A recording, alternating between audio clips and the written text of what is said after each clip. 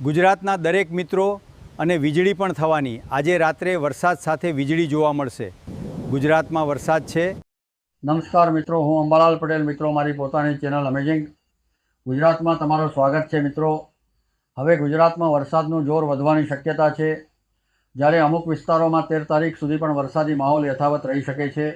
ખાસ કરીને 10 તારીખે બપોર પછીથી સાંજ અને રાત્રિ દરમિયાન તથા 11 તારીખે બપોર પછીથી રાત્રિ સુધી અનેક વિસ્તારોમાં કડાકા ભડાકા સાથે વરસાદ જોવા મળી શકે છે। હવામાન વિભાગના એલર્ટ પ્રમાણે ગુજરાતના કેટલાક વિસ્તારોમાં યલો એલર્ટ અને કેટલાક વિસ્તારોમાં ઓરેન્જ એલર્ટ જાહેર કરવામાં આવ્યું છે।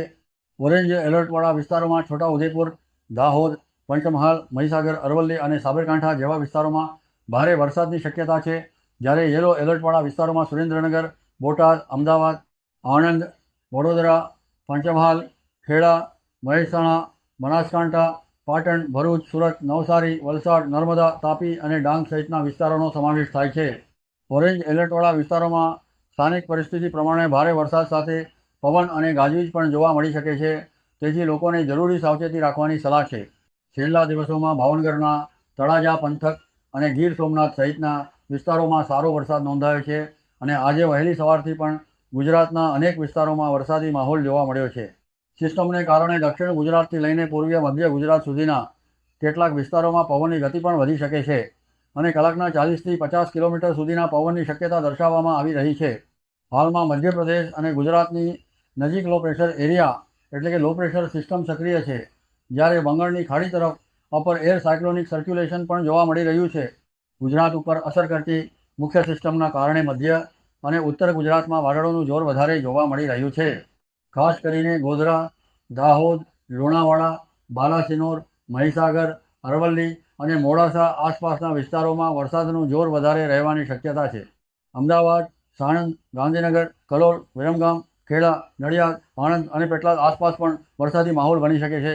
વડોદરા, બોડેલી, જંબુસર, વાઘોડિયા અને છોટાઉદેપુર તરફ પણ આજે રાત્રિ સુધીમાં ગાજવીજ સાથે વરસાદ જોવા મળી શકે છે। ઉત્તર ગુજરાતમાં 10 તારીખે શરૂઆત ધીમી રહી શકે છે, પરંતુ 11 તારીખે મહેસાણા, સાબરકાંઠા અને અરવલ્લી સહિતના વિસ્તારોમાં વરસાદનું જોર વધવાની શક્યતા છે। જ્યારે બનાસકાંઠામાં પણ વરસાદી અસર જોવા મળી શકે છે। પાટણમાં 10 તારીખે વરસાદ ઓછો રહી શકે છે, પરંતુ 11 તારીખથી અહીં પણ વરસાદનું જોર વધી શકે છે। સૌરાષ્ટ્રની વાત કરીએ તો 10 તારીખે સુરેન્દ્રનગર, બોટાદ અને ભાવનગરના કેટલાક તાલુકાઓમાં વરસાદ જોવા મળી શકે છે। જ્યારે 11 અને 12 તારીખે રાજકોટ, મોરબી, બોટાદ, સુરેન્દ્રનગર, અમરેલી, જૂનાગઢ અને ગીર સોમનાથ સહિતના વિસ્તારોમાં સારો વરસાદ થવાની શક્યતા છે। દક્ષિણ ગુજરાતમાં વડોદરા, ભરૂચ અને નર્મદા તરફ વરસાદનું જોર વધારે રહી શકે છે। જ્યારે સુરત, નવસારી, વલસાડ, ડાંગ અને તાપી જિલ્લામાં મધ્યમથી ભારે અને છૂટાછવાયા વરસાદની શક્યતા છે। કુલ મળીને 10થી 13 તારીખ દરમિયાન ગુજરાતના અનેક વિસ્તારોમાં વરસાદી માહોલ સક્રિય રહી શકે છે અને ત્યારબાદ પણ સિસ્ટમની સ્થિતિ પ્રમાણે પાછોતરા વરસાદ જોવા મળી શકે છે।